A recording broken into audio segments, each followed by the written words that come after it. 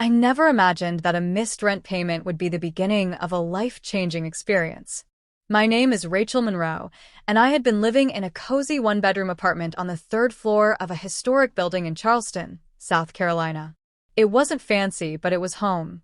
The rent was reasonable, and I loved the way the morning sun streamed through my kitchen window, casting warm rays across the hardwood floors. But life doesn't always go the way we plan, and sometimes it throws us curveballs we aren't ready to catch. After losing my job as a graphic designer at a small startup, things quickly began to unravel. The company had gone under with barely a week's notice. I had some savings, but between student loans, groceries, and utility bills, the money vanished faster than I had hoped.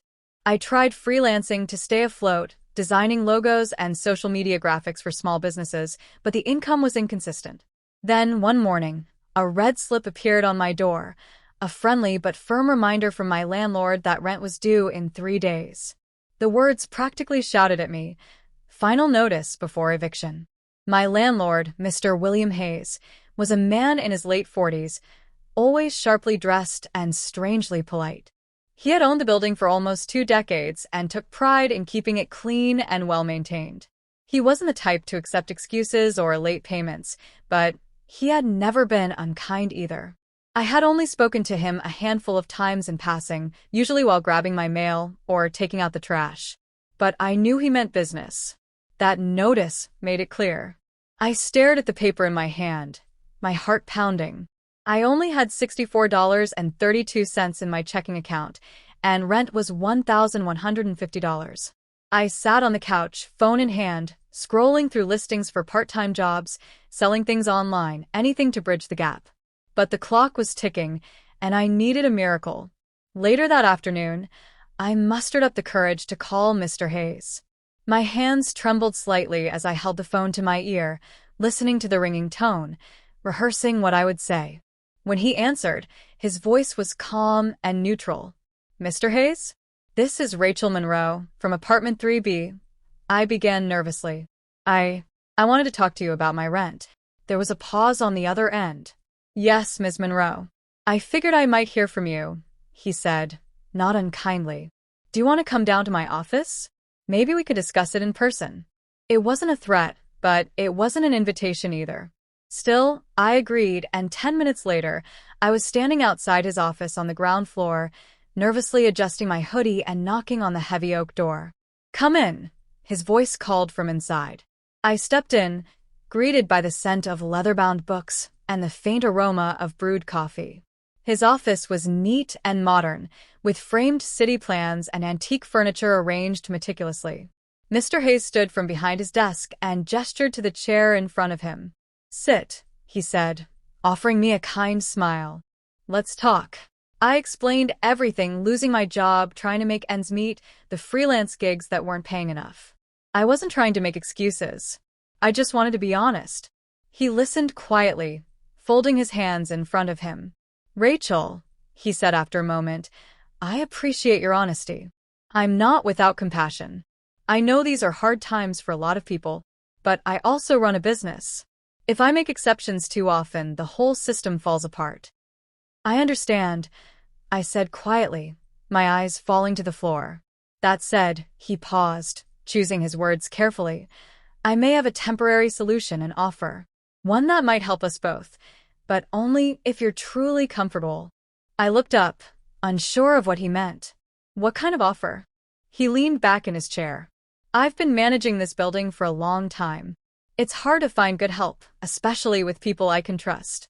There are always odd jobs around the property, cleaning, light repairs, helping with tenants, managing appointments. I could use someone reliable. It wouldn't be a full-time job, but I can give you credit toward rent if you help me out." I blinked. That was not what I expected. "You'd pay me in rent credit?" "Yes," he said. "Every hour you work, I'll deduct it from your rent. If you help consistently and do the job well, you could cover the full month. Maybe more." It was an irresistible offer. "I can start today," I said before I could overthink it. That was how it began. My first task was helping organize the storage unit in the basement.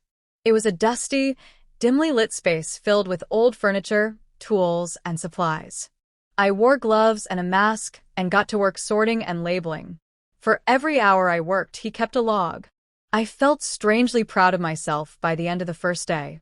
The next week, I helped repaint one of the vacant apartments, organized tenant files, and ran errands. Mr. Hayes worked beside me sometimes, showing me how to fix a leaky faucet or recaulk a window. He was patient and respectful, and over time, our working relationship evolved into a quiet companionship. I learned that he'd inherited the building from his late father and had considered selling it several times but never could bring himself to do it. As the days turned into weeks, I found that I wasn't just paying my rent. I was gaining skills, confidence, and a deeper understanding of how life could shift when you opened yourself up to unconventional solutions. By the end of the month, I had worked off almost the entire rent. I managed to pick up a few better-paying freelance projects in the meantime, and things slowly began to stabilize. One evening, while we were repairing a loose railing on the front steps, Mr. Hayes turned to me and said, "You've done more than I expected. I don't just mean the work. I mean the way you've handled all of this, with dignity. That's rare." I smiled, wiping sweat from my forehead. "Thank you for the chance. I really needed it." "Sometimes," he said, tightening a bolt, "an offer is irresistible because it gives you what you need most: stability, pride, a path forward. Money's important, but it's not everything." And he was right. That offer wasn't just about rent. It was about being seen, supported, and trusted when I felt like I was at my lowest. In the months that followed, I continued to work part-time for him, even after I landed a full-time remote job. I stayed in the building. It was home, after all. What started as desperation turned into purpose. And sometimes, all it takes is someone seeing potential in you when you're not sure you see it in yourself.